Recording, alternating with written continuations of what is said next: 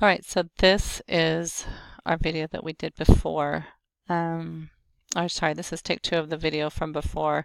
The sound wasn't working on the other one, so I switched to a different microphone. But anyway, so we started out this lesson, notes 9.1 to 9.2, with a review of what we did on graphing.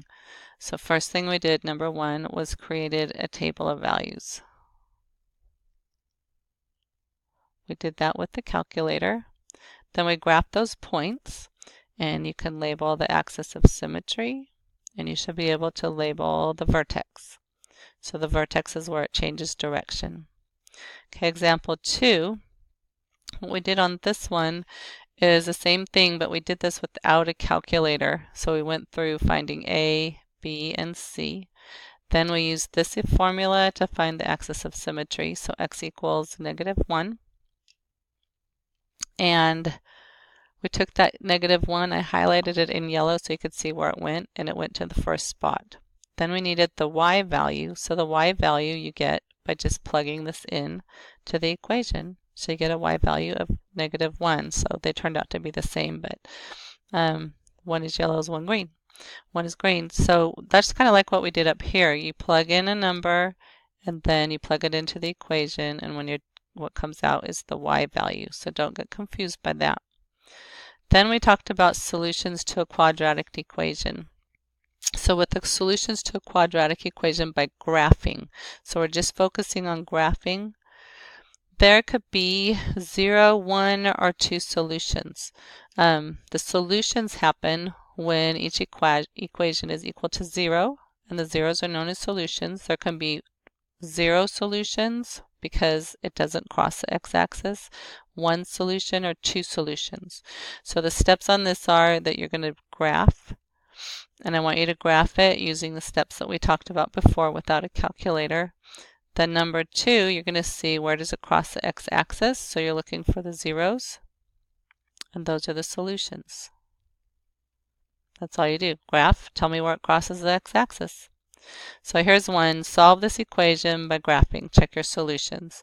So this one we did together. I had you just go ahead and make a table of values and plot the points, and then we look and see where it crosses the x-axis. It happens at -2 and at 3. So the solutions are -2 and 3.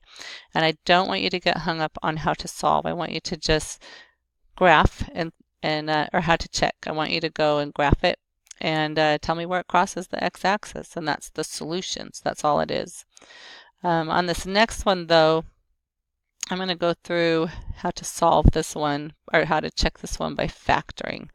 So I've got to erase some of this a minute here because it's kind of messy. So the first thing, though, is that all of this stuff right here is just showing you how to graph by hand. So here's the equation. Find the axis of symmetry, find the vertex. So this -4 that I found for my axis of symmetry actually is my -4 for the vertex. Then to find the y value of the vertex, we're going to plug in all of those numbers into the equation, the -4 into the equation, and then whatever you get out, for this one it's 0, that is your y value of the vertex. So then you plot this, and when you plot this, that this one has one solution because it just touches the x-axis once. That's all you're looking for, is where does it touch the x-axis. So for this one, though, I am going to show you how to check your work by factoring, because this flows really well with what we did with the factoring stuff. So we're going to check by factoring.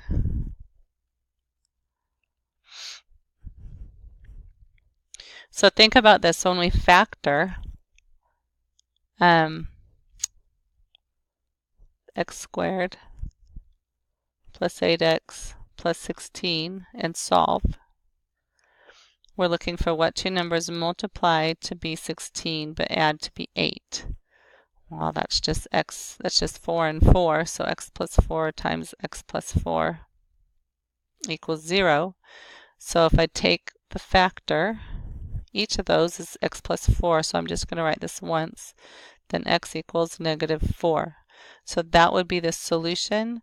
That's where the 0 is. So we've checked our work. Everything's worked out fine. And we're good to go. example 3, if we go through the steps of graphing this one, we can find the vertex, we can find the axis of symmetry, we can find the vertex. So the x value of the axis of symmetry is the x value of our vertex. So this has a vertex at -1, 2, and I got that 2 by taking that -1 and plugging it into the original equation. So when I plot that, the vertex is right there, but it's also facing up. A equals 1, so that's a facing up graph. That's how come I know it goes up and not down. So because I know that this will never ever cross the x-axis because the vertex is above it. So this one has no solutions. All right, example 4. Example 4, they just give you 3 coordinate points and ask you to find the equation of the function. So if I plot those 2 points, all I know is -2 and 6 are the zeros. 8, 15, that one is just a random other point that's on the graph, but it's not part of the zeros. So those are the zeros. And we don't know if this graph faces down, or if it faces up, or if it's wide or skinny, or how high it goes or how low. So we need to know what the a value is of this, but we don't know it.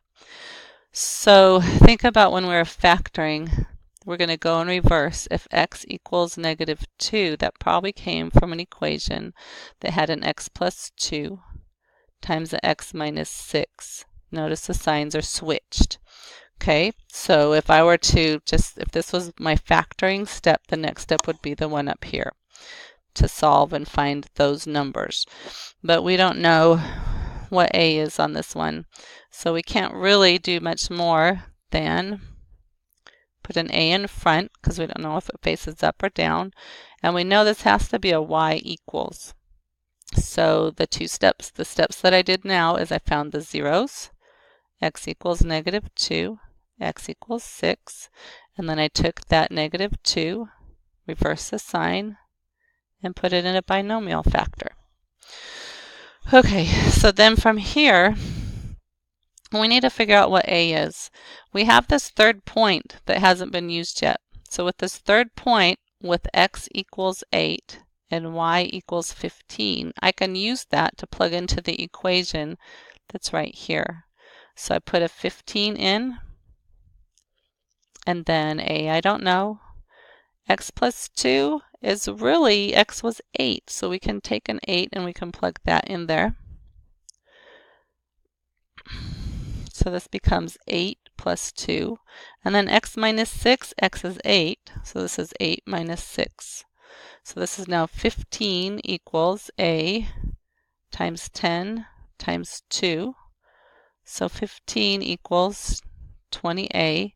And if I divide both sides by 20, a equals 15 over 20, which equals 3 over 4. So now I know that the equation is y equals, so I'm going to use this equation again right here, leaving the y alone, and put in 3/4 for a, and then x plus 2 times x minus 6. That's the equation, but it's not simplified, so we have to simplify it. Becomes y equals 3/4 x squared minus 4x minus 12. And then you distribute the 3/4. Leave the 3/4 out of it until you're done multiplying the two binomials together. Then put your GCF factor back in. So now we're going to distribute that and get 3/4 x squared minus 3x minus 9 equals y.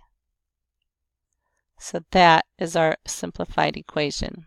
Okay, so you found the zeros, put them into the factored form of the equation, put an a in front, and then you go and you solve for a.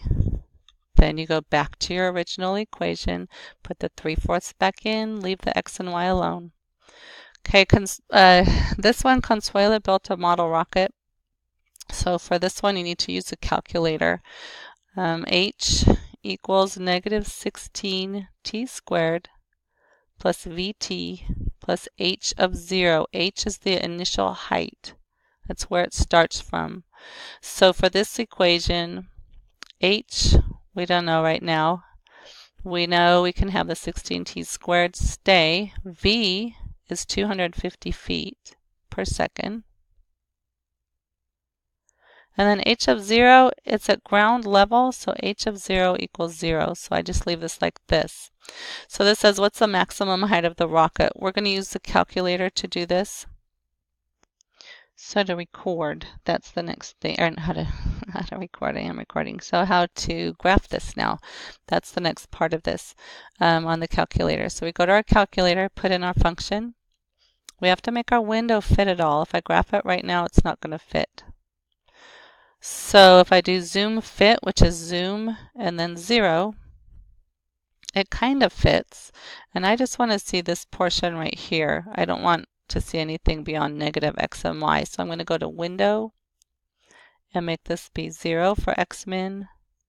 Make my y min 0 also, and then graph it. Looks like I need to stretch it out a little bit. So I'm going to stretch this out to maybe 30. Let's check the window. My x max is at 10. I probably could make that 30 and everything will fit. So now I'm going to graph. Looks pretty good. So now I'm going to use second trace number 4 because I want to find the maximum point. And it says left bound, so you go to the left of the maximum by pressing the left arrow. Then press enter. Then you go to the right bound. Go to the right of that, so we want to have that region in between those two lines be where the maximum is. And then you just press enter on guess, and the maximum is at 977 feet high. So the max height is 977 feet. The next thing is how long was it in the rocket? So we need that 0. That's the 0 that we need. We need the end of the graph. So we go over here. This time we want the 0. So we go to second trace or second calc. Number 2 is 0.